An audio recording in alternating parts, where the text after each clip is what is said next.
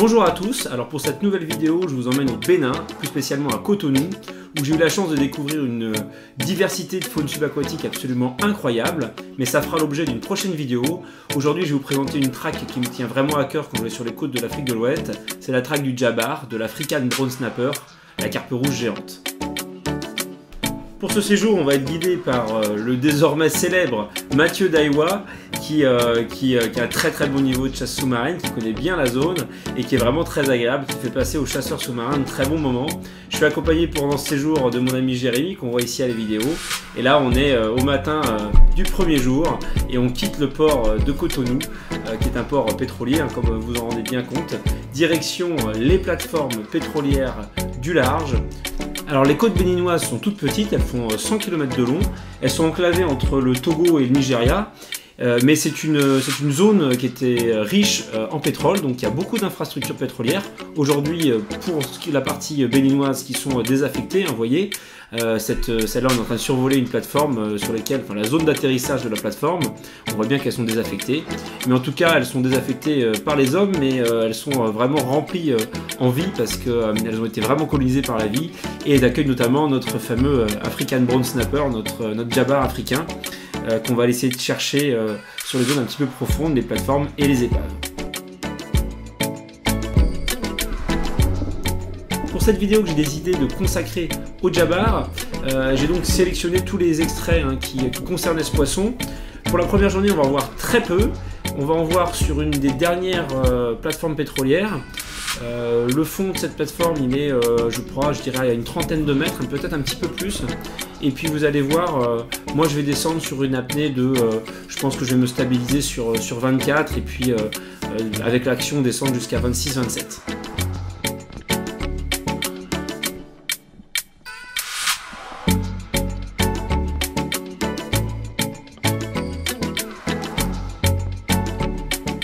Regardez, on commence à voir le fond apparaître, et puis là on voit la structure, et puis on voit un petit peu le fond en contrebas. On voit aussi un banc de petites carpes rouges, et là regardez le beau petit Djabar qui est en train de me monter dessus. Hop, il m'a senti une de mes contractions, il s'est dérobé, heureusement il revient, et je vais pouvoir faire un tir. Voilà, je l'ai séché. Mais regardez au ralenti comment il capte quelque chose et comment il fait volte-face, regardez. Ça c'est vraiment caractéristique du Djabar. Mais voilà, effectivement, il y a aussi sa curiosité qui fait partie de ses caractéristiques et je vais pouvoir le sécher. Heureusement d'ailleurs, parce que même un petit Djabar comme ça, qui est un petit poisson, à côté de la structure telle qu'on est, mal tiré, c'est évident que ça se passe mal. Et d'autant plus que, regardez, j'ai dû le tirer, je pense, aux alentours de 26-27 mètres, je pense. Regardez, sur la remontée, je fais une petite erreur. Je vais à tout prix, parce que c'est un Djabar, le sortir de la structure. Et du coup, je n'ouvre pas le moulinet. Alors qu'en fait, il est séché. J'aurais très bien pu remonter sans avoir l'opposition du poisson. Bon, là, j'ai Mathieu qui est en sécu. C'est toujours très agréable et confortable. Alors, c'est pas le poisson du siècle, mais bon, voilà, il nous met la banane pour ce premier jour. Alors, quand on prend un petit moment à regarder, la faune qui est accrochée aux structures, on comprend vite pourquoi elles amènent autant de vie. Regardez la richesse de la faune qui est autour des pylônes, c'est à la fois magnifique et puis c'est très enthousiasmant. Petit casse-croûte au milieu de la mer, voilà. La vie, ça. En fait, on a filé notre poiscaille aux deux mecs qui sont là-bas, qui dorment à côté de la plateforme. Ils l'ont fait cuire. On a pêché, on est revenu le chercher. Voilà donc le repas. Mathieu trouve ça bon lui. Ça y est, non, c'est bon? La bouche qui mange ne parle pas. La bouche qui mange ne parle pas. Ça c'est bien ça.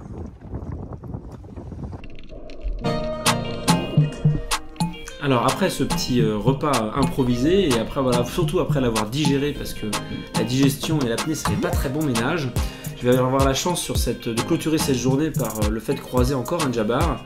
Alors là c'est un petit peu particulier comme action, on est sur une plateforme pétrolière, devant cette plateforme il y a des chambres qui accueillent les vannes en fait pour venir ouvrir ou fermer des tuyauteries qui sont enterrées. Et en fait vous allez voir l'action, je descends, alors elles sont posées assez profond, je pense qu'elles sont sur un peu plus de 30 mètres, donc je descends, voilà, ça commence à être moi, mais des profondeurs un petit peu limites pour moi. Je suis bien autour des 25, en dessous c'est un petit peu creux. Et en fait, je vais voir que les poissons circulent. Il y a des entrées et des sorties, ils circulent et je vois un djabar rentrer de l'autre côté de cette chambre. Et donc je me dis évidemment, il va sortir là, je le guette.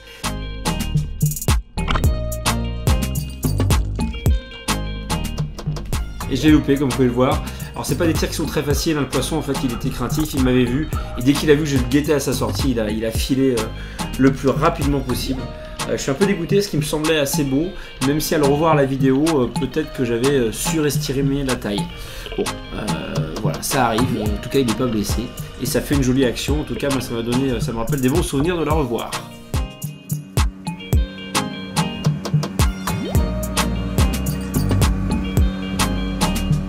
Voilà, retour de nuit pour cette première journée. Je suis un petit peu amer d'avoir loupé ce dernier djabar, mais on a passé une très belle journée avec beaucoup d'espèces différentes. C'était vraiment très très bien.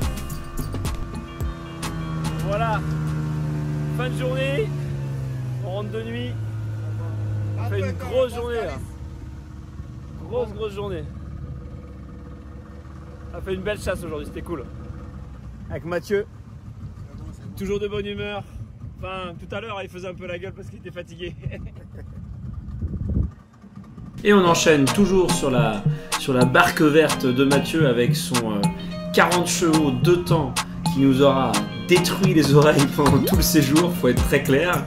Mais la bonne humeur est toujours bien là. Et là, on part, je dirais, direction en fait, les côtes du Togo. Donc de l'autre côté, plus sur des roches et sur une épave assez profonde. Alors cette fameuse épave, elle est assez loin en mer, mais elle a le mérite d'affriter quasiment de manière permanente des gros djabars, des gros African Brown Snapper. Mais elle est assez profonde puisqu'elle est posée sur un fond, je pense, d'une presque 40 mètres, avec le haut de l'épave qui est à 33 mètres, je crois, de mémoire. Vous allez le voir, donc là j'ai commencé ma descente, elle est un petit peu plus longue que les autres évidemment parce qu'on est plus profond. J'ai pris mon gros fusil, hein, le double invert roller Basile Daniel pour l'occasion, en espérant pouvoir tirer un gros spécimen, un gros djabar. Alors voilà, ça y est, je me stabilise, on voit les djabars, ils sont bien là, on voit aussi l'épave d'ailleurs, mais j'ai pas... alors, je pense que j'aurais pu en tirer un, mais de tous les cas, il aurait été assez loin, le tir aurait été hasardeux, et surtout l'épave n'était pas très loin, j'ai pas osé, j'ai pas de poisson qui s'est vraiment présenté, et in fine, eh bien, je les vois descendre dans la structure. Ils vont d'ailleurs tous redescendre dans la structure et on ne les verra pas sur les autres apnées. Donc pour ce deuxième jour, c'est un loupé sur les djabars avec une remontée toujours aussi, enfin, en tout cas aussi longue que la descente. Donc un petit peu fatigante cette épave et elle va pas me donner les fruits que j'attendais.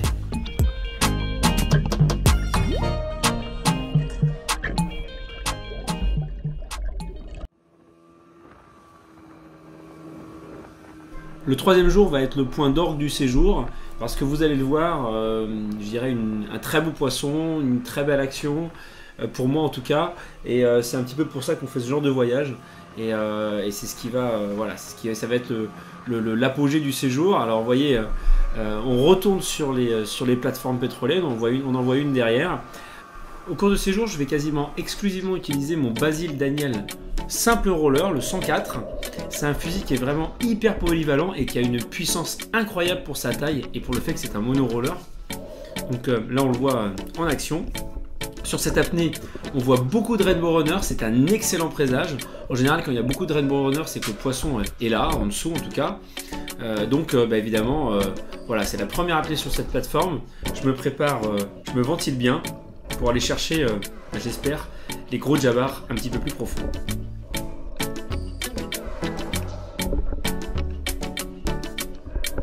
Alors on voit Jérémy en dessous de moi là, qui est parti un petit peu avant moi. C'est pas très grave parce que lui va rester un petit peu plus dans les nappes d'eau un petit peu moins profondes. Et moi de toute façon je veux descendre parce que je sais que les premières apnées comptent beaucoup au Bénin parce que les zones sont visitées assez fréquemment et les djabars après une ou deux apnées, eh ben, ils descendent beaucoup trop profond pour qu'on aille les chercher.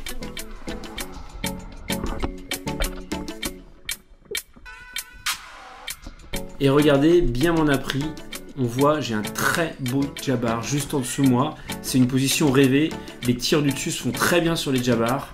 Et voilà, j'ai pu déclencher un tir. J'étais vraiment pas tout près. Mais le fusil, il fait le job. Et surtout, je me suis bien appliqué parce que je vois la structure qui est juste en dessous. Et je sais que si le poisson n'est pas ou mortellement touché ou vraiment très attaqué, je vais avoir du mal à le sortir de la structure. Et là, on voit bien qu'il a pris un coup pas létal, mais un coup sévère dans la colonne vertébrale. Alors j'aime bien cette action parce qu'on se rend bien compte de la difficulté de la chasse du djabbar. Il est bien touché et pourtant, regardez, j'essaye à tout prix de le sortir de la structure. Il est rentré dedans, il est rentré sous une barre, j'ai réussi à le sortir. Et là, je vois qu'il est re-rentré à gauche, on s'en rend pas bien compte sur la vidéo, mais je vais le tirer sur la droite de la structure une nouvelle fois pour le sortir. Et puis ben là, je vois que le djabbar fait à 180 degrés et part vers le large. Et là, je peux libérer le moulinet, remonter, prendre de l'air. Parce que l'air de rien, pédaler au fond sur 22-23 mètres, et ben ça fatigue.